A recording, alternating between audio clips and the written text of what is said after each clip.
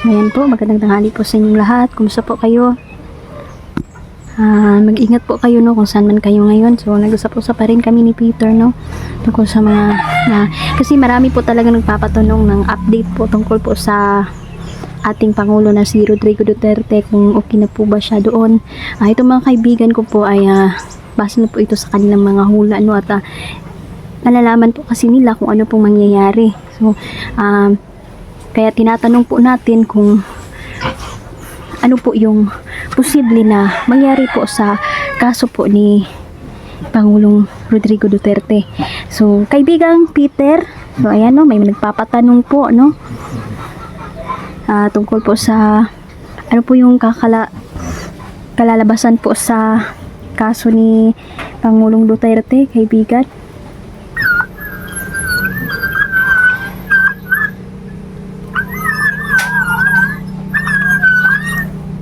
Ayan no.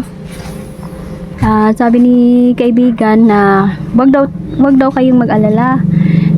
Relax lang po daw kayo, wag daw kayong masyadong magpapastress no, dahil sa nakita na ating kaibigan no, may posibilidad daw po na mapawalang dismiss yung kaso ni Tatay Digong. Mabuti naman kung ganun, kaibigang Peter. Posible po daw yan na mangyari.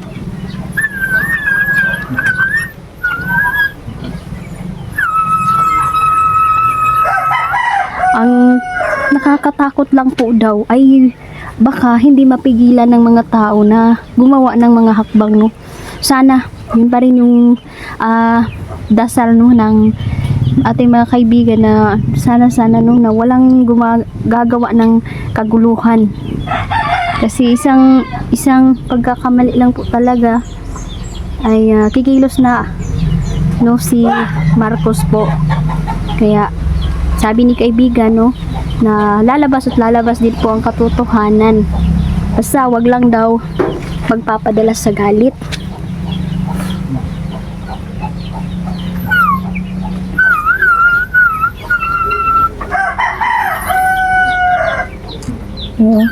Sabi ni kaibigan Peter no na masyadong mainitin ang ulo ng mga tao ngayon. Iba na talaga ang takbo ng isip ng mga tao ngayon.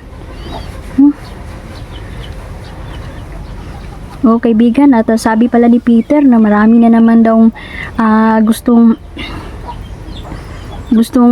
lumabas no ng bagong kaaway, tulad na lang ng mga kulto no. Kaibigan Peter, ang mga kulto ay sabi ni Peter no, itatanong ko sa kanya kasi kadalasan po ay may mga ganito talaga no na kinakausap nila yung mga hangin, kinakausap nila yung kanilang sarili. Mag-ingat-ingat na po tayo dyan no, kasi delikado po yan no. May sign yan sa may naana na sila kanang imahinasyon ba sa isip nila, kaya nga yung ilan ay madaling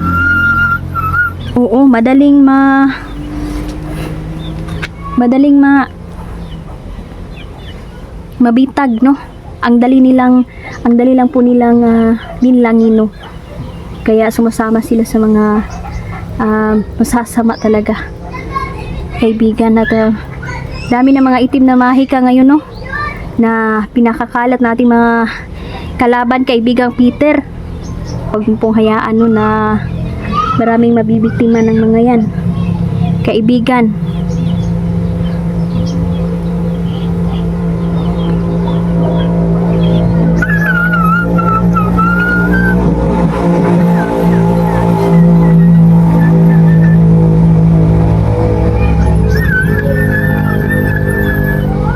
Opo kaibigan, tama po. Mahirap daw talaga magtiwala ngayon no.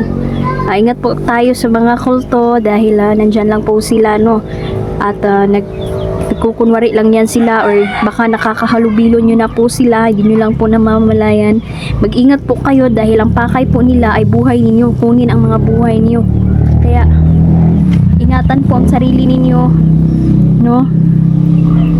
Mag-ingat kayo dahil hindi lang naman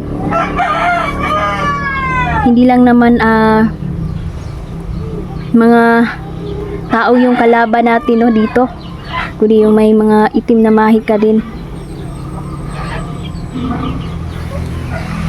Salamat kaibigan sa mga paalala kaibigan, no?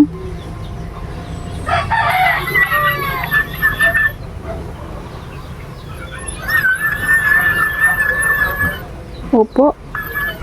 Salamat naman po kung ganun, kung madismiss man yung may posibilidad daw talaga na mabasura yung kaso ni Duterte, no? Pangulong Duterte.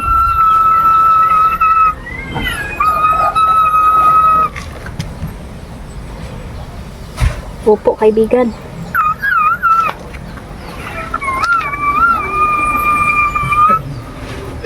Tama po. Oo.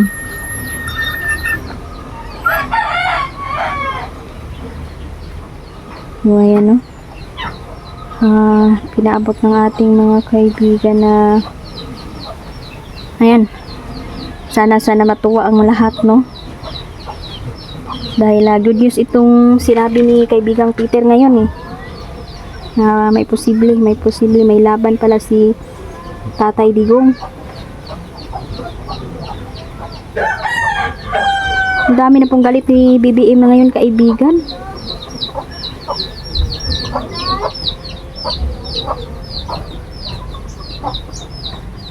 Opo. Sabi ni kaibigang Peter na hindi talaga daw mapipigilan ang galit ng mga tao sa kanya.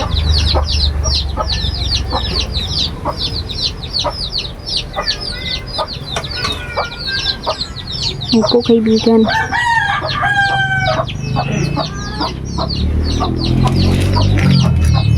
Naku po. Tungkol naman po daw ito kay Senator Bato. Mukhang pinag-iinitan si Senator Bato ngayon, ah. Opo, kaibigan.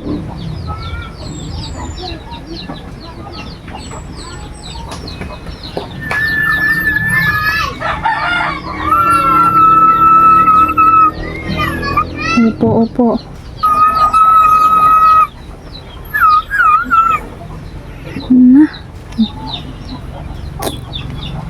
Malaking gulo, kaibigan. Malaking gulo ito kung yung mga malalaking tao na ang magbabanggaan. Kaibigan, bakit ang ito yung katanungan ko po, no? Kaibigan, no, maaari pa bang magkabati-bati ang lahat, kaibigan? Sa tingin mo, kaibigan, ay posible ba na magpatawaran ang mga yung mga nag-away-away sa politika? Sabi ni kaibigang Peter, mukhang malabo daw, no, na mangyari pa ito dahil sirado daw ang puso at utak ng mga to.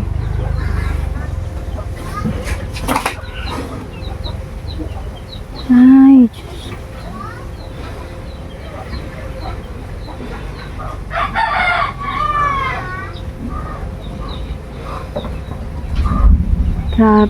Grabe yung nalaman ko ngayon.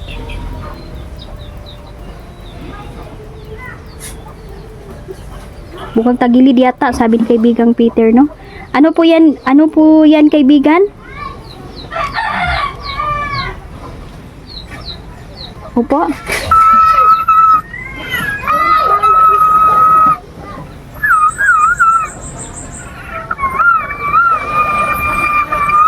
Mukhang tagilid yata daw si BBM daw ngayon. So,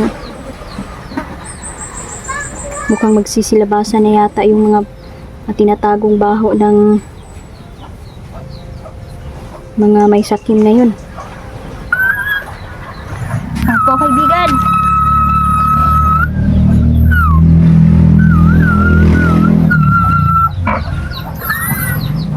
Mahirap na po daw batiin yung mga nag-aaway ngayon sa politika. Dahil may mga personal na interest talaga, no, ang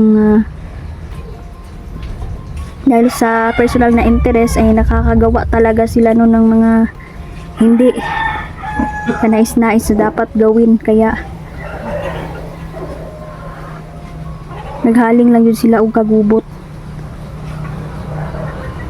Opo, kaibigan.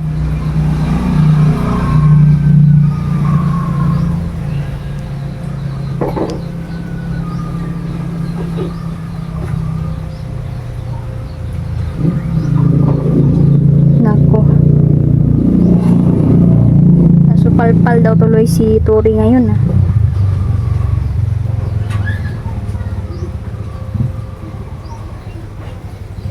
Sana kaibigan no, sana po ay makakauwi na po no ang ating mahal na Pangulo no. Kaibigan, sana makauwi na po siya sa bansa. Opo.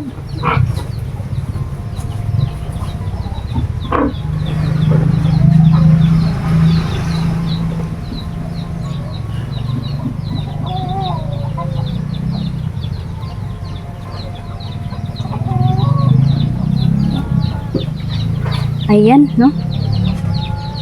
May sasabihin po si Peter, no? Opo, kaibigan.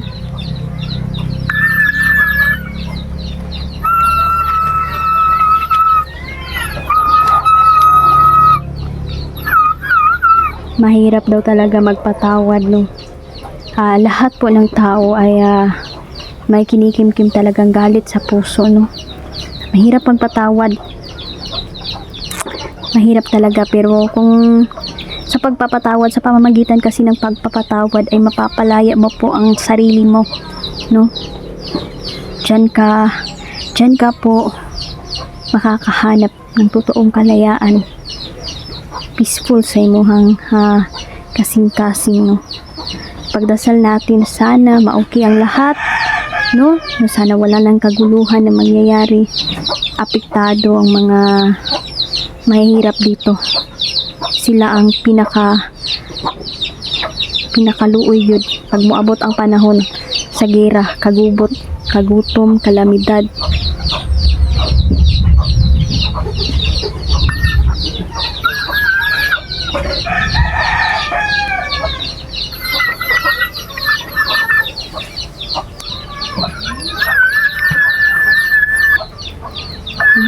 Sabi ni kaibigang Peter, ang dami talagang nagagawa ng pera ngayon. Pwede kang baliktarin, pwede kang ipakulong, no? Kung ikaw ay mahirap lang, pwede kang ipakulong ng mga mayayamang tao.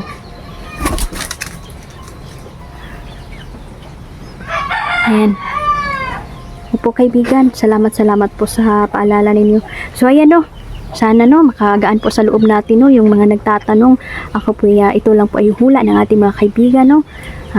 Opinion ng ating mga kaibigan no, sa mga nangyayari. At ako po nagtatanong lang po no, para yung mga may gustong magtanong, tatanong ko po sa ating mga kaibigan no, ano po ang kanilang masasabi. So, salamat kaibigang Peter no.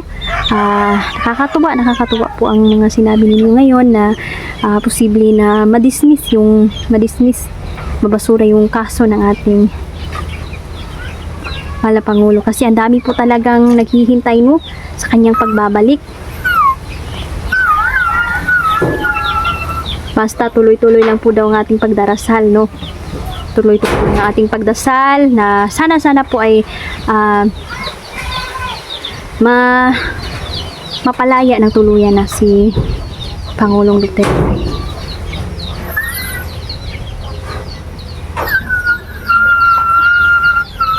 Sabi ni kaibigang Peter, mag-ingat kayo sa mga paparating na kalamidad dahil hindi ito biro no, na darating lang ito bigla no, dili matag-an ang panahon kung kano sa June mo abot. Ang hinihingi ni Peter ang taimtim na pagdarasal natin unang-una sa itaas no. Pray lang yun lang takay, wala jud tay lang mahimo ani, dahil ang pinaka powerful po talaga ang pag-pray. Kahit po sila nagsasabi po sila no na magdasal, walang imposible. Salamat. Opo kaibigan, maraming salamat po sa inyong paalala po. So ayan no, salamat po sa lahat po ng mga nanonood. Ay, sabi pala ni Peter tungkol daw sa pagpapatawad no.